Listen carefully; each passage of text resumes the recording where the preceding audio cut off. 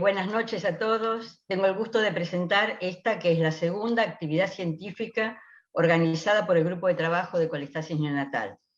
En esta oportunidad van a disertar dos colegas muy importantes de nuestra sociedad, la doctora Elisa de Carvalhos, que va a hablar sobre colestasis intrahepática familiar progresiva, y la doctora Melina Melere sobre diagnóstico diferencial de colestasis.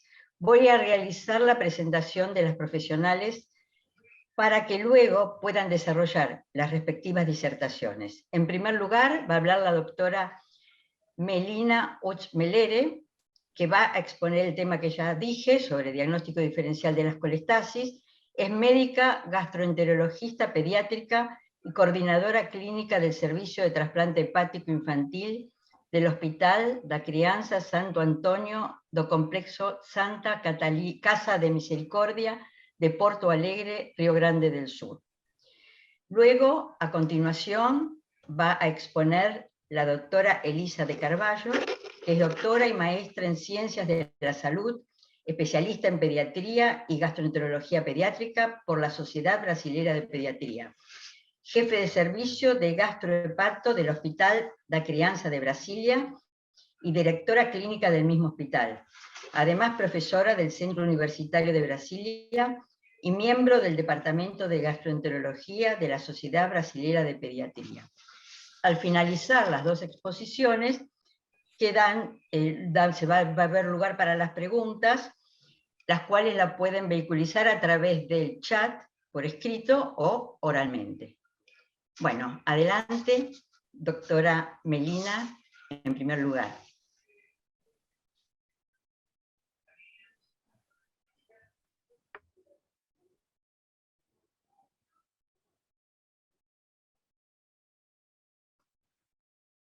¿Ya está? Bueno, sí. Gracias. Buenas noches. Bueno, a mí gustaría agradecer a Láspiga por invitarme a hablar sobre diagnóstico diferencial de las colestasis. Yo voy a hablar en portugués porque para mí es mejor y entonces podemos empezar. Não tenho conflitos de interesse nessa apresentação e eu vou conversar, esse é mais ou menos um sumáriozinho, o que eu vou conversar na apresentação de hoje, né? Então, definir a prevalência da colestase, a avaliação clínica, como que a gente investiga, onde entra a investigação genética, a etiologia e um pouco sobre o tratamento. Então, a colestase é quando a gente tem uma bilirrubina direta acima de 1. Ela é sempre patológica e indica uma disfunção hepatobiliar. A prevalência é de 1 a cada 2.500 nascidos a termo, e a incidência da colestase neonatal ela aumenta de 10 a 20% nos bebês prematuros. Claro que muitas vezes esses bebês acabam ficando internados em UTI neonatal, que acabam não recebendo dieta enteral, e muitas vezes uso de antibiótico, muitas vezes de ventilação mecânica, e isso atrapalha a circulação enterohepática, então por isso também esse aumento da prevalência. Os recém-nascidos pequeno para a idade gestacional também têm um fator de risco independente para colestase neonatal. Então, as crianças com mais de 14 dias de vida que persistem ictéricas, é extremamente importante a gente coletar a bilirrubina total e a bilirrubina direta, para saber se estamos diante de uma bilirrubina, diante de uma colestase, do aumento de uma bilirrubina direta. E se nós estivermos diante, nós devemos seguir a avaliação para causas de doenças hepatobiliares imediatamente. Por quê? Um alto índice de suspeita é a chave para o diagnóstico precoce e um possível tratamento oportuno. Mesmo não sendo curativo, uma rápida assistência é fundamental, um rápido encaminhamento para o hospital de referência. Então, esse é o guideline de 2017, que ele nos mostra a importância da gente fazer essa investigação da bilirrubina o quanto antes e da importância da gente ter a avaliação da coloração das fezes dessas crianças, para a gente tentar um diagnóstico mais rápido de principalmente atresia biliar. Ele traz também quais são as perguntas chaves que nós devemos fazer para tentar achar um diagnóstico etiológico dessa colestase. Por exemplo, história familiar, né? História de consanguinidade porque a gente sabe que pais consanguíneos têm mais chance de ter doenças metabólicas. Ou outras crianças na família que tenham tido colestase neonatal. Ou então história materna na gestação, se em algum momento na gestação a mãe teve alguma alteração de exames, alguma alteração na ultrassonografia, por exemplo. Se essa mãe, no final da gestação, teve colestase, ou então se tem alguma história de infecção materna. Já a história da criança, é muito importante a gente saber a idade que a criança nasceu, a idade gestacional, qual foi o peso, se teve restrição intrauterina de peso, estatura ou não, se ela teve logo que nasceu, se ela se desenvolveu adequadamente, se ela aceitou bem o leite materno, se ela teve algum episódio de vômito ou letargia, ou se essa criança apresentou algum quadro de hipoglicemia. Então, são perguntas chaves para a gente começar a pensar no diagnóstico etiológico da colestase. Em relação ao exame físico, é muito importante também, porque a aparência do bebê, a gente pode ter bebês colestáticos mais prostrados, que podemos pensar em quadros de infecção ou algum tipo de doença metabólica, né? Aquelas crianças que podem ter hipoglicemia, ou então os bebês que são mais ativos, bebês que a mãe fala, olha, tá tudo bem, a criança está aceitando bem a dieta, está se desenvolvendo, ela só é amarelinha. Então, isso a gente pode estar diante de um quadro de atresia biliar. É importante, como eu falei anteriormente, a gente saber a curva de peso e comprimento desse lactente, os achados dismórficos nas faces, como, por exemplo, a gente tem a síndrome de Ehlers-Danlos, né? Então, muitas vezes a gente consegue, já no exame físico, suspeitar fortemente de uma doença, como no caso nessa fotinho, que a gente tem uma criança com síndrome de Ehlers-Danlos que aparenta a ponte nasal alargada, face triangular, os olhos mais profundos, o queixo mais pontiagudo, a testa mais proeminente, né? Os problemas auditivos também, a gente tem que pensar um pouco mais nas infecções congênitas ou doenças mitocondriais. Em relação à avaliação cardíaca, é importante se ter bem feita, porque muitas doenças cursam com diversas cardiopatias. Da mesma forma, a avaliação abdominal. Então, se o paciente já debuta com um quadro de ascite, com circulação colateral associada à colestase, ou então a gente vê o tamanho do fígado, o fígado é muito grande, o baço é muito grande, isso a gente já começa a pensar em diagnósticos etiológicos. Problemas renais, a mesma coisa, e é extremamente importante a gente ver a cor das fezes, né? E se tem história de colúria ou acolia, de acolia. Em relação às extremidades, a gente pode ter, claro que nas crianças maiores, daí xantomas e xantelasmas, nos lactentes pode ter eritema palmar, edema de membros ou escoriações por prurido, como por exemplo as crianças com síndrome de Ehlers-Danlos, principalmente no rostinho, atrás da orelha, eles têm bastante prurido. Em relação ao prurido, ele é um sintoma incapacitante que acompanha a colestase crônica. Os mediadores específicos do prurido, eles não foram totalmente identificados, mas se sabe que tem uma via neural envolvida, assim como o aumento dos ácidos biliares séricos. Quantificar esse prurido, ele é extremamente difícil, principalmente em criança. Então, esse artigo de Benita Camati, ela traz 2 questionários que permitem avaliar mais precisamente a intensidade do prurido, o quanto está interferindo na vida dessa criança. O primeiro, eles descrevem como a criança respondendo o questionário, e o segundo é o cuidador da criança respondendo o questionário, para tentar identificar o quanto isso está atrapalhando, porque vocês sabem que muitas vezes o prurido intratável é uma indicação de transplante hepático. Esse algoritmo eu trago, eu achei muito bom, ele é muito didático, ele é da Sociedade de Pediatria da Argentina, e ele nos mostra muito claramente para onde nós devemos seguir, né? Então, assim, conforme a anamnese, a gente faz a coleta da bilirrubina, se vem uma bilirrubina aumentada direta, nos diz que é uma colestase, a gente tem que tentar descartar o mais rápido possível as doenças imunológicas, infecciosas, endocrinológicas, que são passíveis de tratamento. Se o paciente apresenta uma hipocolia, a gente tem que descartar a atresia biliar, lembrar que muitas vezes o ideal era a gente coletar uma alfa-1-anttripsina antes de fazer uma colangio transoperatória, mas a gente sabe que muitos pacientes acabam chegando muito perto dos 60 dias, né? E às vezes a gente não consegue, num tempo mais tranquilo, coletar uma alfa-1, fazer uma biópsia hepática. Muitas vezes a gente acaba fazendo a biópsia no momento da colangio transoperatória. Mas o ideal seria esse, para a gente descartar, então, na biópsia, em vindo proliferação ductular, fibrose, a gente vai pensar mais no diagnóstico de atresia, lembrar do cisto de colédoco também. Numa biópsia sugestiva de hepatite gigantocelular, a gente já vai para um painel genético. Se o paciente não apresenta hipocolia, vai atrás da gama-GT. Se tem uma gama-GT alta, vamos atrás do painel genético. Se tem uma gama-GT baixa, lembrar de coletar os ácidos biliares. E quando a gente coleta os ácidos biliares, o ideal é lembrar que 5 dias o paciente não pode receber o ácido ursodesoxicólico, senão pode ter alteração. Se eles vêm normais, vai para a espectrometria em massa e pensa em defeito dos ácidos biliares.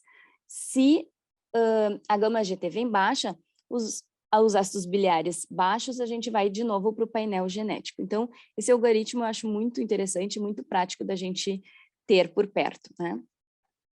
Então, como a gente investiga a colestase? É fundamental que a gente tenha uma boa história clínica, que a gente tenha um bom exame físico, porque vocês viram, o exame físico quer nos dizer muita coisa do paciente.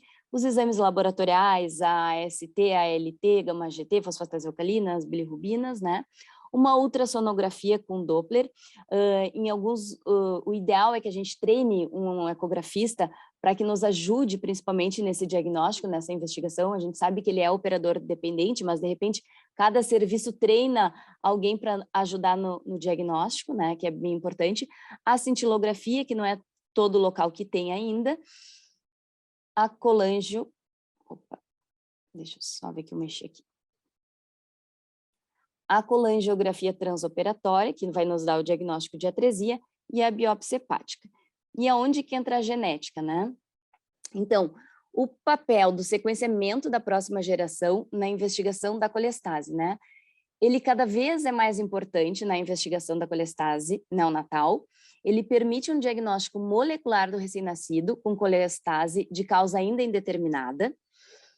Isso tornou possível a descoberta de novos genes e variantes associadas à colestase, permite a identificação de variantes através de painéis genéticos direcionados, porque quando a gente tem uma suspeita clínica de determinada doença de colestase, a gente vai atrás do painel genético daquele tipo de doença. Isso torna que a gente é mais barato e mais rápido de sair o resultado.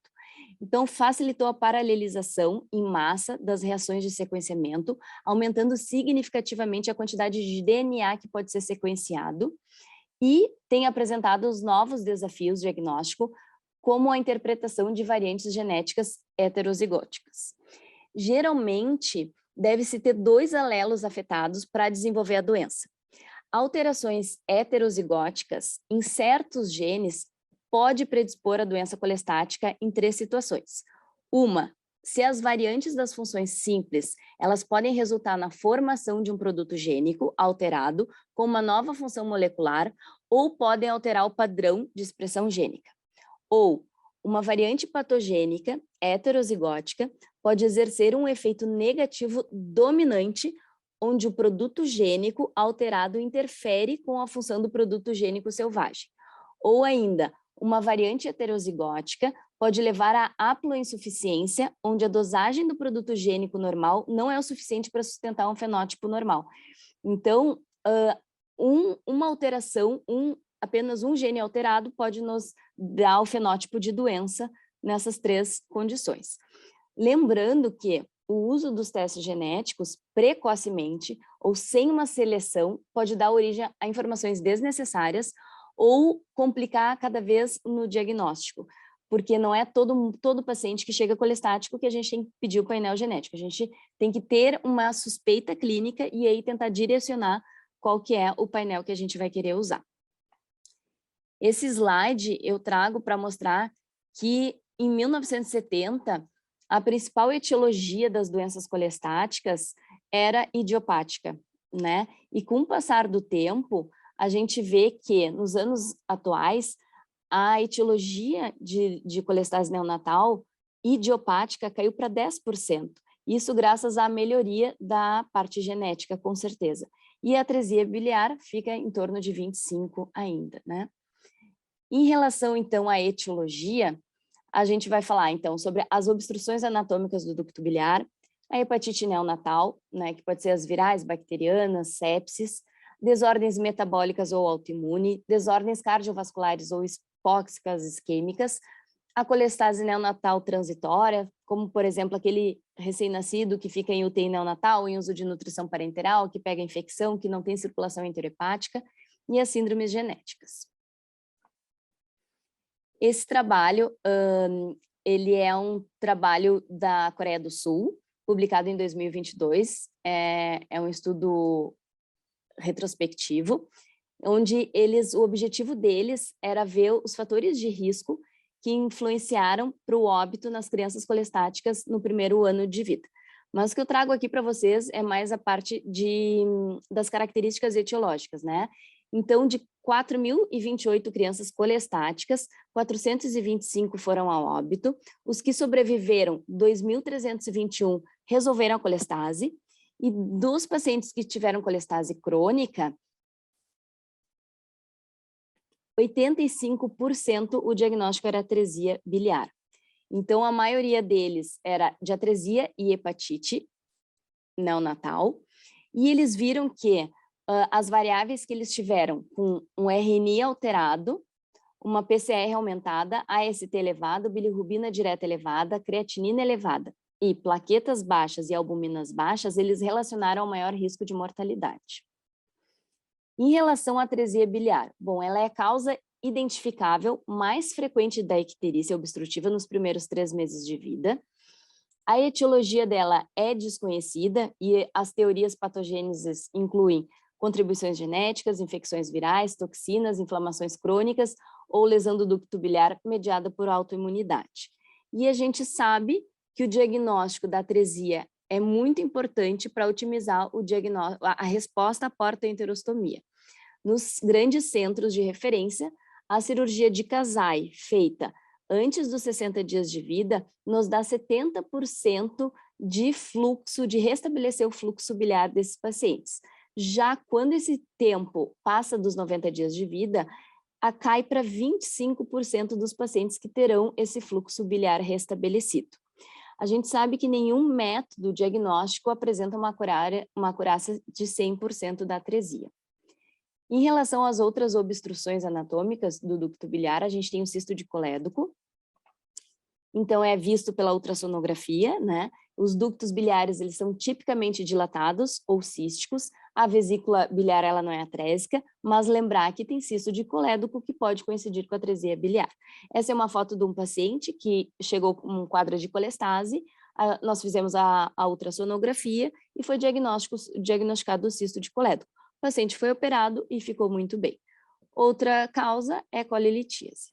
Em relação às causas infecciosas, o citomegalovírus, ele afeta 1 a 2% dos recém-nascidos, a maioria é assintomática, pode apresentar qualquer padrão de lesão, e o citomegalovírus, ele pode ser tanto agente causador, quanto fator agravante, quanto sobreposto, ou então só um achado incidental. A gente sabe também que os vírus hepatotrópicos, eles não costumam causar colestase neonatal. Outras infecções, né? Então, eles podem se manifestar com colestase, coagulopatia e restrição do crescimento. É importante obter uma boa história materna e esses bebês normalmente apresentam icterícia nas primeiras 24 horas de vida. Em relação às desordens endocrinológicas, é muito importante a gente tentar fazer o diagnóstico e lembrar do panhipopituitarismo, porque um cortisol coletado no horário certo, a gente evita que esse paciente faça hipoglicemia e, de novo, é uma etiologia tratável de colestase. A gente trata e o paciente fica muito bem. A doença hepática autoimune gestacional, a gente sabe que ela debuta mais com insuficiência hepática, mas o paciente pode apresentar colestase também. Em relação à nutrição parenteral, a colestase está presente em até 1/5 dos neonatos que recebem por mais de 2 semanas. Quanto mais tempo de nutrição parenteral e mais insuficiência intestinal o paciente tem, são fatores de risco independente para o desenvolvimento da colestase.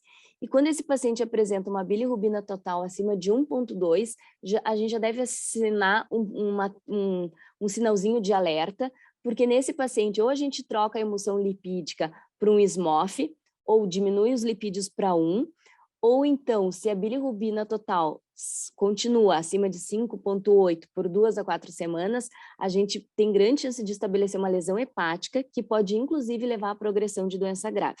Se isso acontece, o ideal é que a gente ou diminua para 1, ou então passa para emulsão lipídica base de soja para tentar resolver essa colestase. Aqui eu trago essa tabela que nos mostra as mutações genéticas já conhecidas hoje em dia, né? Que é muito bacana a quantidade de mutação genética que a gente já tem de doenças que causam colestase. Em relação às doenças genéticas, a fibrose cística, principalmente nós aqui no sul, porque a gente tem que ficar bastante atento, porque é mais frequente nos caucasianos, né? A gente sempre fica atento também ao teste do pezinho, né? O talon daqui do nosso. Deficiência de alfa-1 antitripsina é a doença hepática genética mais comum na infância, de 1 para 2 mil recém-nascidos vivos. É a desordem autossômica dominante, que resulta em uma substituição de um aminoácido dentro da proteína A1AT. De 10 a 15% são homozigoto, eles irão apresentar a doença colestática, como um padrão combinado de lesão hepatocelular ou de obstrução biliar. 8 a 10% dos pacientes que desenvolvem a doença grave, 25 vão necessitar de transplante hepático. Então, não é todo mundo que vai para transplante, né? O diagnóstico é através da dosagem de alfa-1 antitripsina e o teste genético molecular, lembrando que o fenótipo PIZZ é o que vai dar a manifestação hepática, principalmente nas crianças. A biópsia a gente pode ter uma obstrução, ou uma proliferação, ou uma ductopenia, e lembrar que o PAS positivo no retículo endoplasmático ainda pode não estar presente nas crianças menores, nos lactentes. A síndrome de Alagille, então, é a colestase intrahepática familiar mais comum, 1 para 30 mil nascidos vivos. É uma doença multissistêmica, autossômica dominante, conforme a gente tinha falado, né, as características da face, eles podem ter algum problema cardiovascular, doença renal, vértebras em borboleta, embrião-tóxon posterior e a colestase. O diagnóstico, então, ele é feito pelos achados clínicos laboratoriais. A biópsia, o padrão é de escassez de ducto biliar, mas lembrando que no início pode ter um padrão de obstrução biliar, que muitas vezes acaba confundindo o diagnóstico com atresia. A confirmação é através do sequenciamento dos genes JEG1 e NOT2. Em relação à colestase familiar intrahepática, não vou falar, vou deixar para a doutora Elisa falar daqui a pouquinho. Esse estudo, então, é um estudo publicado no JPGN em 2021, e eles utilizaram um painel de sequenciamento multigênico contendo 66 genes para a colestase.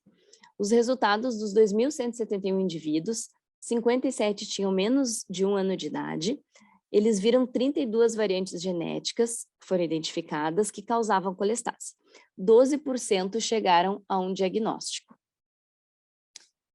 E dentre esses principais diagnósticos foi síndrome de Alagille, ABCB11, alfa-1 antitripsina e CFTR, entre outros fornecido pelo painel.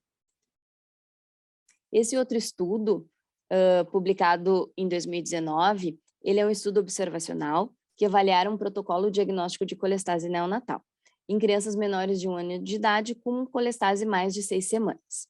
E o que eles fizeram? Então, 125 crianças, das 125 crianças colestáticas, 50 realizaram a investigação genética e dos 48, dos 50 acabou caindo para 48 pacientes, 29 o teste genético permitiu um diagnóstico. Isso deu uma taxa de detecção de 60%, com uma média de dias de 43 dias do diagnóstico.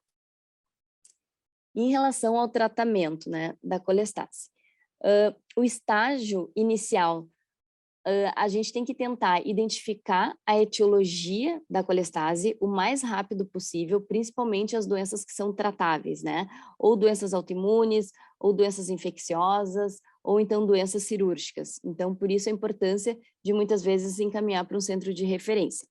Nos pacientes que persistem com essa colestase, é muito importante a gente ser bastante rigoroso na nutrição. Então, usamos fórmula infantil que contenha triglicerídeos de cadeia média para esses pacientes, porque muitas vezes o uso de sonda nasogástrica é importante a gente ser mais invasivo, né, nessas crianças. às vezes a gente suplementa com a sonda no período da noite, porque a gente sabe que eles têm um catabolismo maior e que eles vão ter uma necessidade de 125 a 140 necessidade calórica, né? Então a gente tem que tentar dar um aporte maior para essas crianças. E as vitaminas lipossolúveis, vitamina A, D, E e vitamina K. Em relação ao tratamento do prurido, a gente tem desde hidratação até antihistamínico, colestiramina, antagonistas da sertralina, opioides, o ácido ursodesoxicólico, rifampicina, os inibidores da SBT, e alguns pacientes o prurido é tão importante, tão incapacitante, que acaba tendo que precisar do transplante hepático. Falando um pouquinho dos medicamentos, o ácido ursodesoxicólico, ele é um ácido biliar hidrofílico. Ele reduz a concentração de ácidos biliares dos hepatócitos, estimulando a secreção canalicular. Ele produz um efeito hipercolerético, que garante a proteção do epitélio biliar. Ele possui propriedades citoprotetoras e anti-inflamatórias e antifibróticas. O ácido beticólico, ele é um agonista seletivo da FXR, ele protege o hepatócito contra a toxicidade dos ácidos biliares, prejudicando a síntese e estimulando a colerese através da regulação positiva dos transportadores de ácidos biliares. Em relação aos inibidores ASBT, o maraglixibate, a inibição da captação faz com que tenha uma inibição da captação ileal de ácidos biliares. Inibindo esse transportador, é interrompida a circulação enterohepática, aumentando a excreção fecal e reduzindo o nível de ácidos biliares no sangue. Essa captação também reduz a atividade do FXR, do enterócito ileal. Por conseguinte, o efeito combinante dos inibidores da SBT é tanto uma redução do pool de ácidos biliares, quanto o aumento da síntese quanto com o aumento da síntese e secreção dos ácidos biliares pelo hepatócito. O odevixibat é uma pequena molécula inibidora do transportador de ácido biliar ileal. Ele inibe de forma seletiva e reversível o transportador ileal dos ácidos biliares, reduzindo então os níveis dos ácidos biliares no soro e reduzindo essa recaptação dos ácidos biliares no ilho distal, aumentando a depuração deles no cólon. Então, o estágio final, o paciente colestático crônico, né, a gente tem que lembrar de tratar e controlar os pacientes que apresentam colangite. Muitos podem apresentar hipertensão portal. É importante a gente fazer sempre a triagem para carcinoma hepatocelular, lembrar de antecipar as imunizações, já pensando em preparar o paciente para um transplante. E a mensagem final, então, é lembrar que todo recém-nascido ictérico com mais de 14 dias de vida, nós devemos investigar, pelo menos com uma dosagem sérica de bilirrubina total e as suas frações.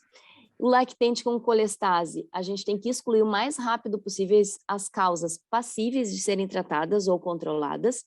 E o futuro, a melhora da compreensão da fisiopatologia da colestase intrahepática, levou à descoberta de novas doenças, diversos genes já foram identificados, mas a gente acredita que ainda tem muito por vir.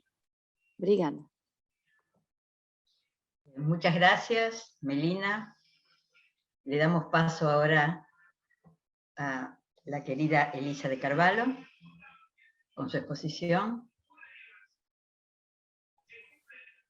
Compartilhando a tela direitinho. Compartilhou, Mirta?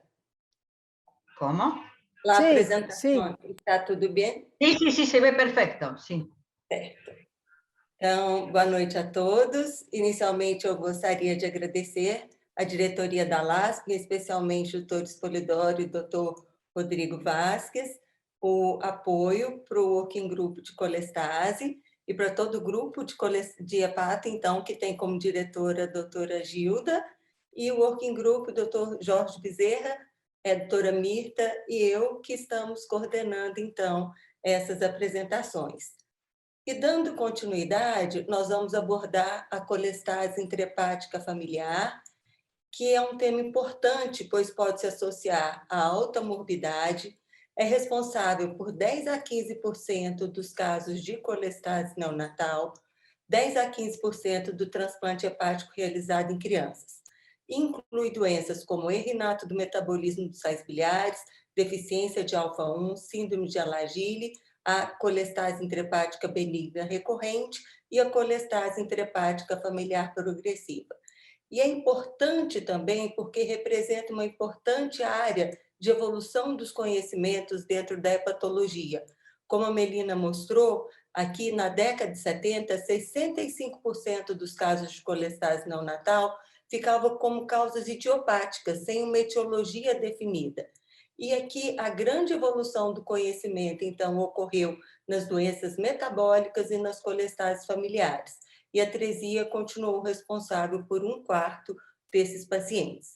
Mas nessa apresentação, nós vamos dar um enfoque especial nas colestases intrahepáticas familiares e na qual já existem 6 condições bem caracterizadas, PFICs de 1 a 6, decorrente das mutações desses genes que estão representados no slide, e que são responsáveis também pelas colestases gestacionais, colestases benignas recorrente, colestase relacionada ao uso de droga, hepatocarcinomas e cálculos.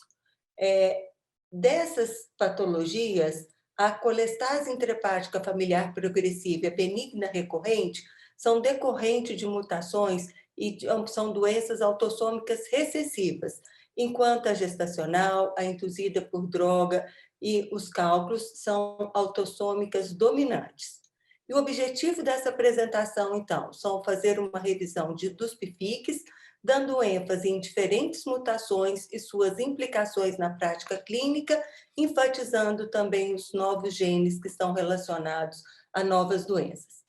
Iniciando com a fisiopatologia, a classificação das doenças que estão incluídas nas colestases familiares progressivas, nós temos que lembrar que a secreção biliar exige a integridade de estrutura macroscópica, como as vias biliares extrahepáticas, as microscópicas, como os ductos biliares, ductulos e ductos biliares, e lembrando, então, que essa secreção biliar, que é formada no canalículo e segue em direção ao ducto biliar, também exige os transportadores que estão aqui nos canalículos biliares e que transportam os principais solutos da bile, bilirrubina, colesterol, ácido biliar e fosfolipídio. De um modo resumido, aqui está representado o hepatócito, o canalículo biliar, com todos esses transportadores.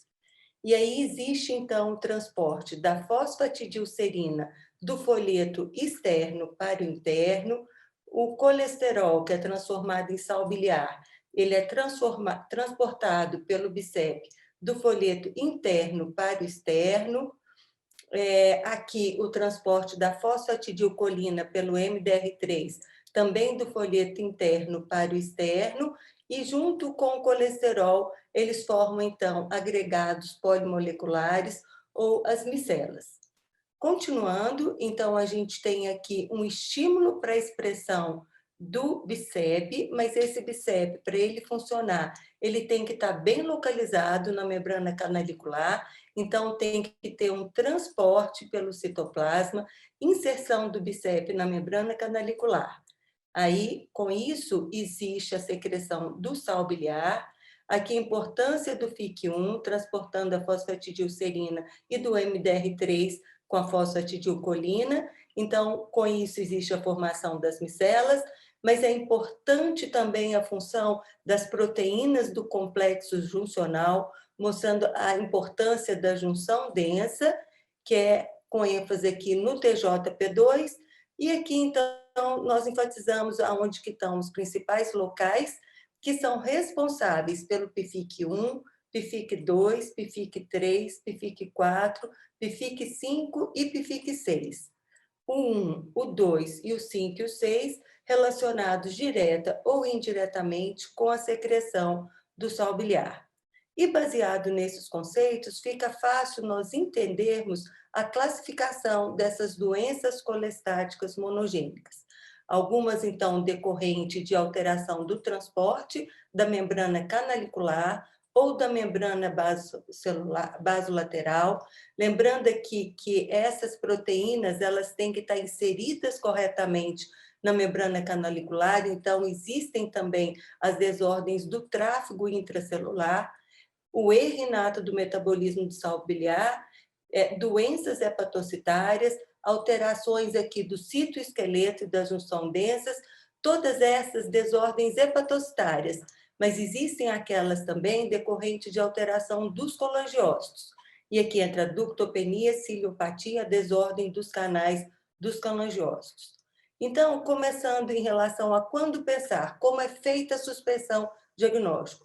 Um ponto importante, como a Melina colocou, é o prurido, que muitas vezes atrapalha muito, com impacto negativo na qualidade de vida e refratário a várias opções de tratamento que nós temos hoje em dia. Essa é uma similaridade entre essas doenças, mas existe também algumas peculiaridades. Como no PFIC1, esses pacientes têm uma doença sistêmica, com diarreia, pancreatite, surdez. PFIC2, um risco maior de hepatocarcinoma e a velocidade de progressão da doença é moderada a rápida. O PFIC3, que pode ter um quadro clínico muito heterogêneo, com manifestação da infância até a vida adulta, então é muito variável a progressão da doença.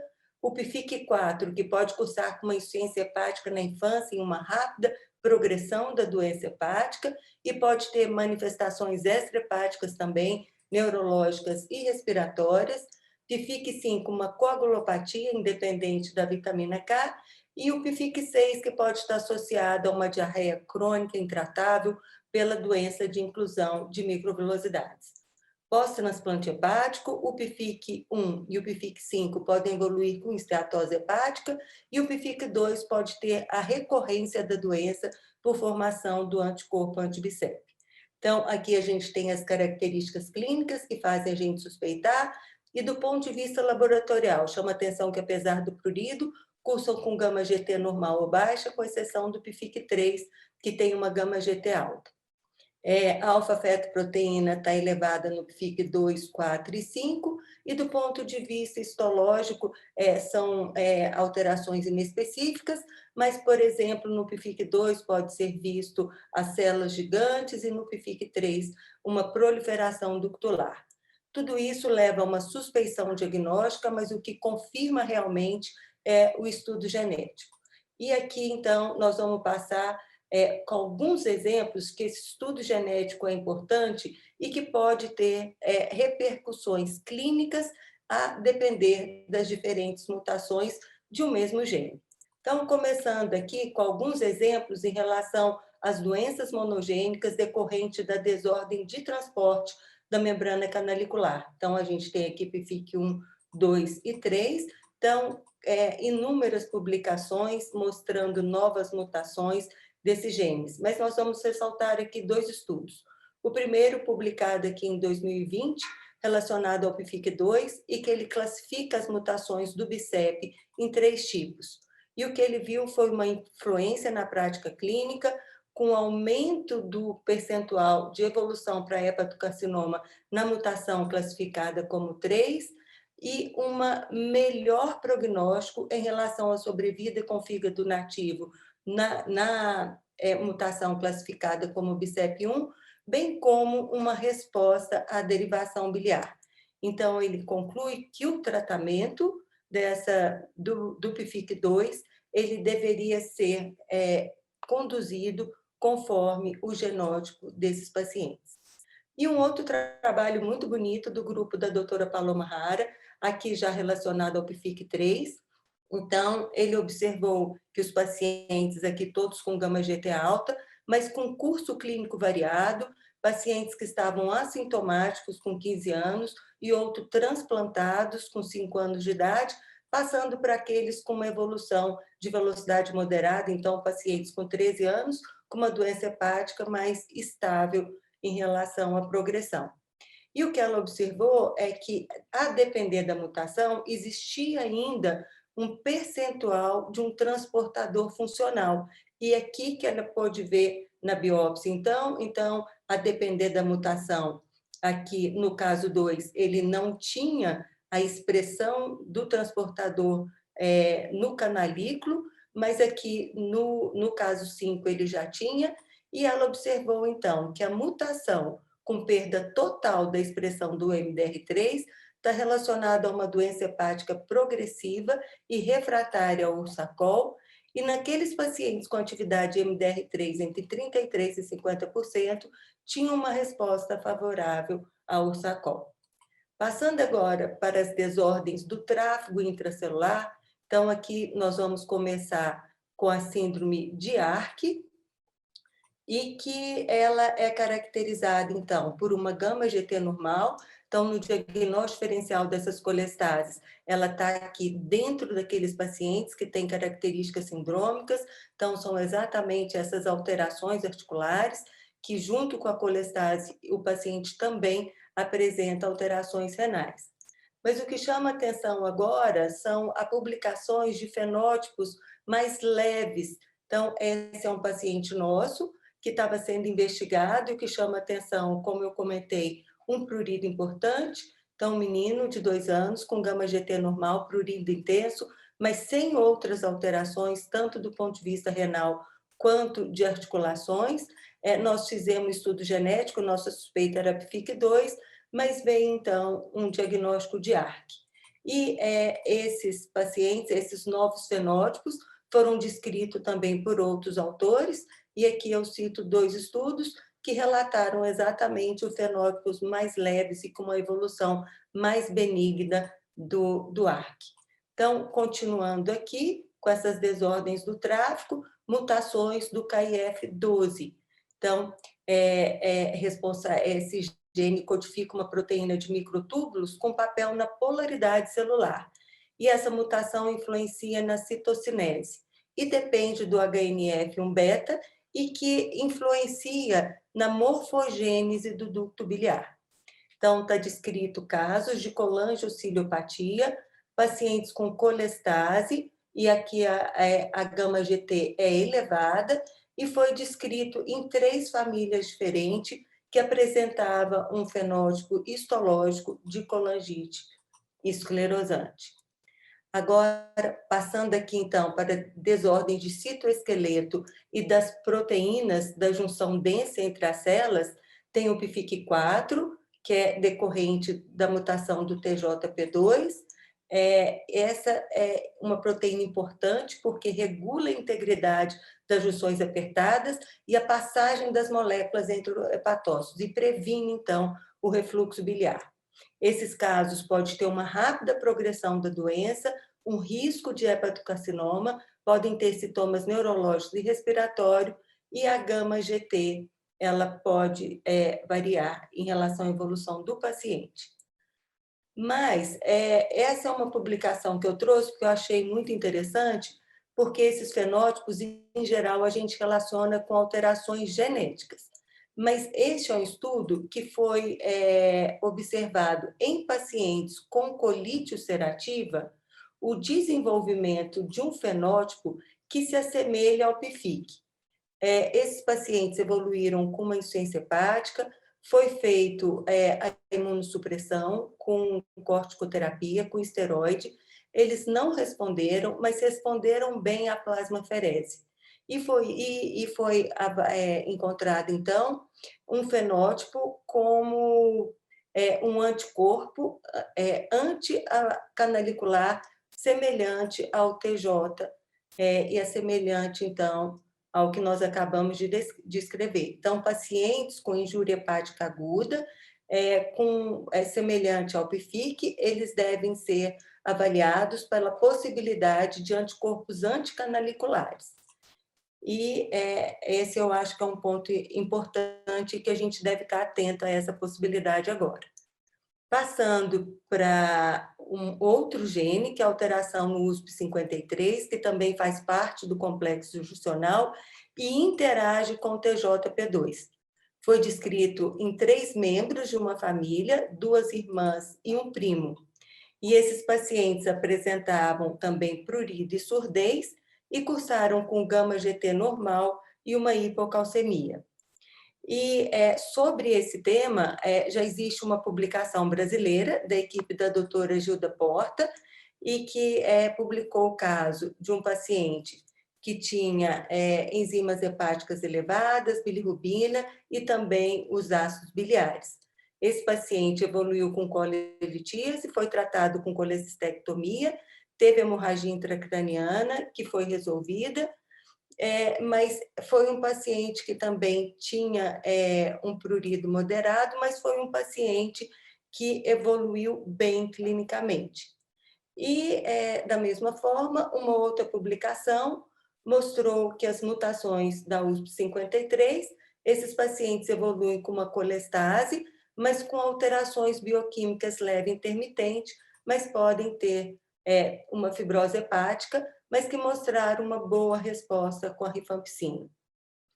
Mas, além desses genes terem essa função própria deles, o que é muito interessante é uma interface de influência deles entre si.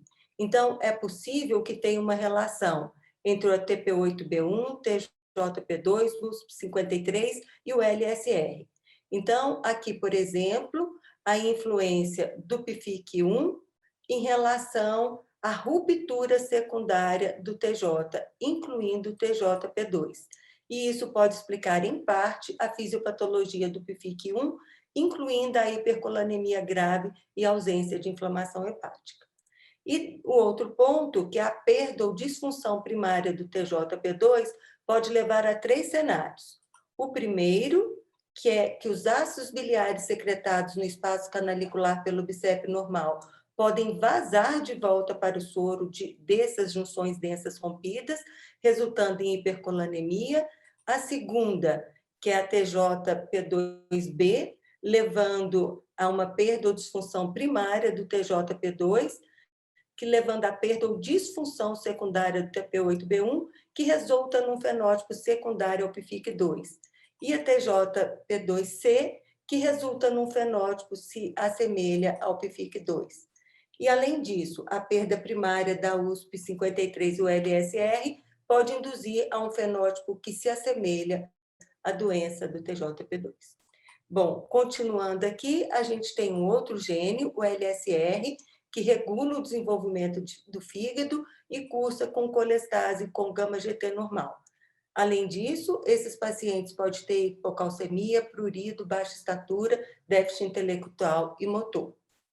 Novas doenças, decorrente do WDR83-OS, que interage com o BICEP e o ATP13A2, cursa com prurido intratável, hipercolanemia, dismorfismo, baixa estatura, microcefalia, dismorfismo facial, anormalidades genitais e deficiência intelectual. Esses pacientes, eles evoluem, então, com gama-GT normal, em geral são crianças maiores, mas que podem ter um prurido importante, mas nessa publicação todos ainda tinham fígado nativo, mas chamava atenção as alterações cognitivas. E mais um, que é o PPM-UF, que está relacionado a uma colangiociliopatia, aqui com gama-GT elevado. Então, esses pacientes apresentavam na colangiopancreatografia aspecto compatível com colangite esclerosante. E novas doenças, continuando, a identificação do TTC26, que mostrou, então, que esses pacientes também cursam com alterações esqueléticas, então é um complexo também, uma ciliopatia, mas que o autor sugere, então, uma nova síndrome, que ele chama de BRAINS, e que inclui, então, alterações biliares, renais, neurológicas e esqueléticas. Mais um, que é a semaforin, esse daqui ainda sendo estudado em estudos experimentais. Em relação ao tratamento, tem o manejo nutricional, reposição de vitaminas, controle do prurido e estudo para evitar a progressão da doença. A gente sabe que no prurido influenciam vias neurais específicas, mas substâncias pluridogênicas, aqui ácidos biliares, opioides endógenos, serotonina, o ácido lisofosfatídico, histamina e alguns esteroides. Então, vamos dar aqui um ênfase aos ácidos biliares, lembrando, então, que tem todo o metabolismo de síntese, detoxificação e secreção, que depende de sua captação, síntese, detoxificação, secreção canalicular, transporte alternativo pelos sinusoides, excreção urinária, bem como a circulação enterohepática. E que precisa de todos esses transportadores para essas funções e que também a influência, então, dos fatores transcricionais e dos receptores nucleares. E essas medicações que a Melina citou, eles agem exatamente nessas transportadores. Então, o ácido ursodeoxicólico, por exemplo, ele diminui a síntese do ácido biliar, aumenta a secreção canalicular e o transporte alternativo, influenciando nesses locais que estão representados no slide, e com isso ele diminui a retenção hepatocelular dos sais biliares na colestase. Ele é colerético e aumenta a concentração dos ácidos biliares hidrofílicos na bile. Protege os colangiócitos contra a toxicidade dos sais biliares hidrofóbicos. A rifampicina atua nos locais que eu ilustrei no slide e, por isso, ela diminui a retenção hepatocelular de sais biliares na colestase. Mas, hoje em dia, está sendo muito estudado o inibidor da SBT, lembrando que toda a concentração que chega no intestino dos ácidos biliares, apenas 5% é excretado e 95% sofre circulação enterohepática. E, dessa forma, a inibição do ASBT vai diminuir a circulação enterohepática e, consequentemente, diminuir a concentração sérica dos ácidos biliares.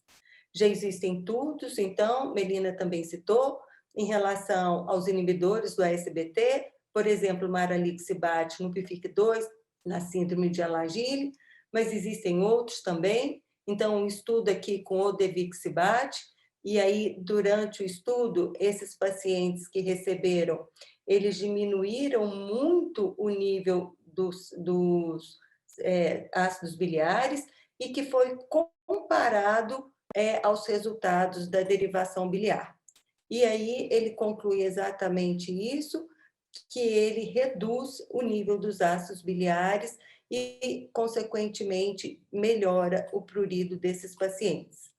Existem vários outros estudos, então, do maralixibate, no Alagille, no PFIC, na atresia biliar, o odevixibat no PFIC, Alagille, atresia biliar, e outros aqui, como eu estou exemplificando no slide. Então, em resumo, eu queria chamar a atenção que, naquelas primeiras publicações, a grande evolução dos conhecimentos foram identificar os 3 PFICs, que inicialmente foram classificados como PFIC 1, 2 e 3, decorrente das mutações, que está exemplificado no slide, mas que hoje a gente tem uma série de novos genes que estão sendo estudados e responsáveis pelas novas doenças hepáticas monogênicas. E que avaliar a mutação genética, eu acho que, além de propiciar a evolução dos conhecimentos, ela pode permitir uma programação do tratamento clínico melhor. A gente sabendo, dependendo do tipo de mutação, se o paciente vai ter uma resposta melhor ou não, por exemplo, a derivação biliar. E o diagnóstico diferencial hoje ele é um pouco mais amplo.